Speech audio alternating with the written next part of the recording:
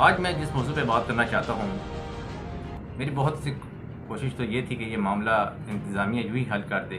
میری سی پی اور راولپنڈی سے بھی بات ہوئی اور انتظامیہ کے اور افسران سے بھی میری بات ہوئی۔ بات ہے مسجد کی۔ یہ مسجد کہاں بنی؟ مسجد بنی ہے ڈھوک عبداللہ تحصیل ضلع راولپنڈی میں، تھانہ صدر بیرون کے علاقے میں یہ آتا ہے۔ ناظرین، میں آپ کو یہاں پہ بتاؤں کہ 2 اپریل بروز اتوار کو میں وہاں پہ 3 بجے جاتا ہوں۔ وہاں پہ محفل ہوتی ہے، 11ویں شریف کی تیاری ہوتی ہے۔ میرے ساتھ سید جاوید شاہ صاحب وہاں پہ جاتے ہیں۔ وہاں پہ اور بھی اداروں کے لوگ پہنچے تو انہوں نے دیکھا انتظامات وغیرہ۔ وہاں پہ صرف محفل جو ہے 11ویں شریف کی ہوتی ہے۔ 200 آدمیوں کا وہاں پہ افطاری کا پروگرام ہوتا ہے۔ کچھ ایسے لوگ کہ جو نہیں چاہتے کہ وہاں پہ مسجد قائم ہو، اسپین سے ایک سید ذاتی 3 کروڑ روپیہ اس مسجد پہ لگاتی ہے، لیکن یہاں پہ مسجد کے نام پہ پیسے کھائے جاتے ہیں۔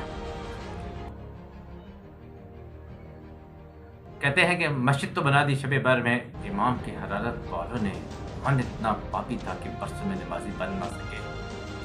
مجھے یہ کہنا نہیں چاہیے بلے شاہ کا جنازہ کس سے پڑھایا، بلے شاہ کی میت کس نے اٹھائی؟ وہ سب خواجہ سرا تھے۔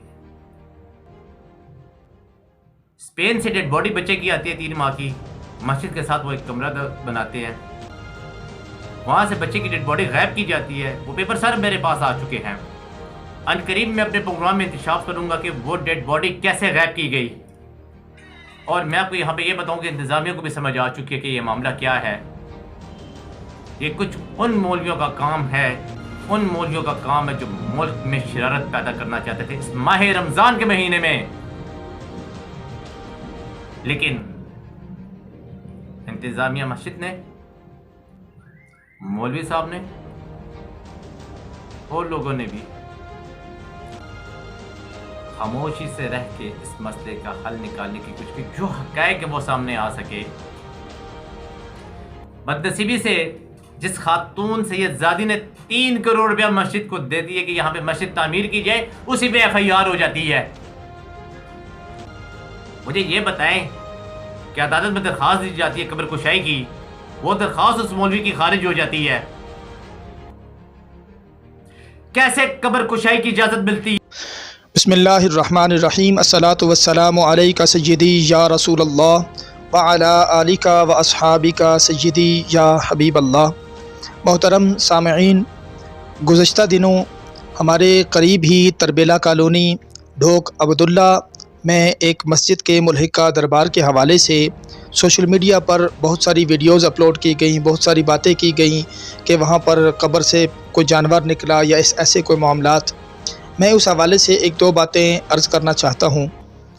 اللہ تبارک و تعالی قرآن کریم میں ارشاد فرماتا ہے، بسم اللہ الرحمن الرحیم، یا ایھا الذین آمنوا ان جاءکم فاسق بنبأ فتبینوا ان تصیبوا قوما بجہالۃ فتصبحوا علی ما فعلتم نادمین۔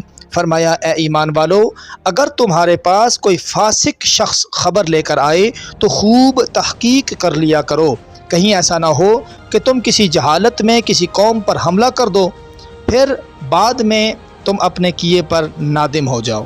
جب بھی کوئی خبر پہنچے اس پر تحقیق لازمی کر لینی چاہیے۔ عجیب بات ہے، کسی بات پر پروپیگنڈا کیا جاتا ہے تو اس کو اسی انداز میں جو ہے وہ ہم لوگ آگے شیئر بھی کر دیتے ہیں۔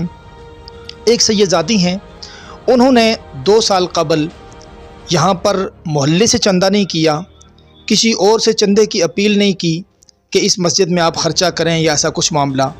انہوں نے اپنے پاس سے پیسے لگا کر یہ پلاٹ خریدا اور پھر یہاں پر اللہ کے گھر کی تعمیر کی، ساتھ ملحقہ اپنے پوتے کی انہوں نے قبر بنائی، دربار بنایا۔ جو بھی معاملہ ہے ہمیں اس سے کوئی غرض نہیں، نہ ہم اس معاملے پر کوئی بات کرتے ہیں۔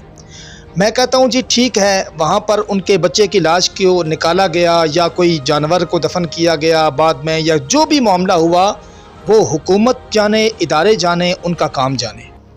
لیکن کتنا ظلم ہے کہ ایک قبر کی بات کو سامنے رکھ کے یہ کہا جائے کہ اب یہ مسجد ہماری ہو گئی ہے جی۔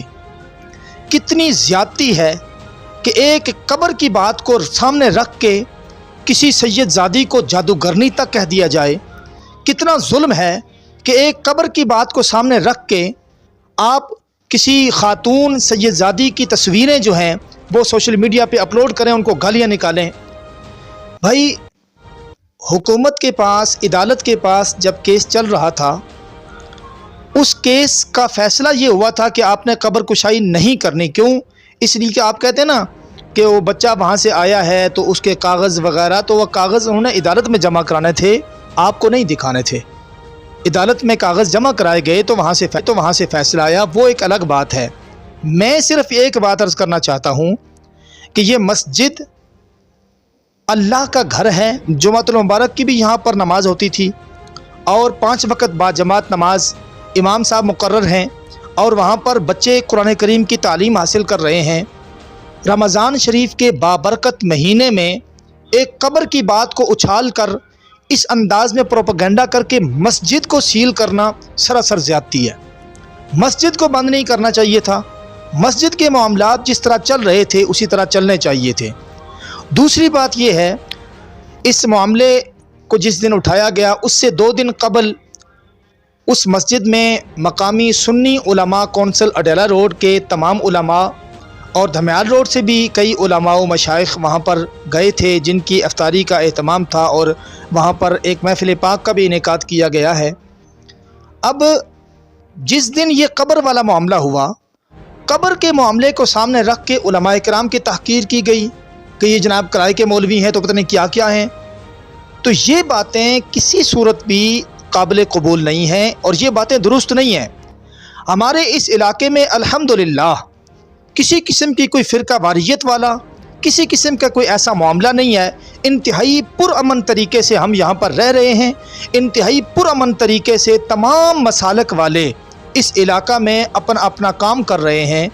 تو مزید بھی ہم یہی چاہتے ہیں کہ آئندہ آنے والے ماہ سال میں بھی انتہائی پرامن طریقے سے ہی رہا جائے۔ ایسی باتیں کر کے، علماء کرام کی تحقیر کر کے، اور مسجد ایک قبر کے معاملے کو سامنے رکھ کے آپ مسجد کو بند کریں، یا مسجد کو سیل کریں، یا مسجد پر کیس کریں، یا مسجد کی وہاں پر نمازیں نہ ہوں، یہ قطعی طور پر کسی صورت بھی درست نہیں ہے۔ میں متعلقہ اداروں سے، مقامی علماء و مشائخ سے یہ گزارش کروں گا کہ یہ مسجد جس طرح اس کا معاملہ پہلے چل رہا تھا اسی طرح چلنا چاہیے۔ جس انداز سے نمازیں ہو رہی ہیں، جمعۃ المبارک کے خطبات ہو رہے ہیں، محافل کے انعقاد ہوتے ہیں، جو بھی معاملات چل رہے ہیں مسجد کے معاملات چلنے چاہیے۔ جو بھی قبر کے معاملات ہیں، وہ جو تحقیقاتی ادارے ہیں ہمارے، ان پر ہمیں اعتماد ہے، وہ اپنی تحقیق کریں گے، پھر اس کا جو بھی فیصلہ ہوگا وہ معاملہ ہی الگ ہے۔ لیکن جو مسجد کا معاملہ ہے، میں بار بار یہ گزارش کر رہا ہوں کہ مسجد کھلنی چاہیے، مسجد کو بند نہیں کرنا چاہیے۔ اور یہ جو جملے بولے جاتے ہیں کہ جناب اب یہ ہو گیا نا، اب یہ مسجد ہماری ہو گئی ہے، اب یہ ہو گیا نا جی، اب ہم جسے چاہیں گے وہاں خطیب رکھیں گے، یہ باتیں درست نہیں ہیں میرے بھائی۔ اس مسجد پر جس خاتون سید زادی نے 3 کروڑ روپے خرچ کیے ہیں نا، تو وہ اس لیے خرچ نہیں کیے ہیں کہ یہاں پر آ کے لڑائی جھگڑا کریں، نہیں۔ یہ مسجد اس لیے بنائی گئی تھی کہ یہاں اللہ تبارک و تعالیٰ کا ذکر ہو، جہاں پر نبی کریم صلی اللہ تعالیٰ علیہ وآلہ وسلم کی نعت پڑھی جائے، یہاں اللہ رسول کا ذکر ہو، یہاں نماز ہو، یہاں اللہ کا گھر تعمیر کیا گیا ہے۔ اس کو متنازع نہ بنائیں، مسجد کے حوالے سے کسی قسم کی کوئی بات نہ کریں۔ اور میں بار دیگر جو متعلقہ ادارے ہیں ان سے گزارش کروں گا کہ مسجد کو کھولا جائے، اور مسجد میں جس طرح پہلے معاملات چل رہے ہیں اسی طرح چلائے جائے۔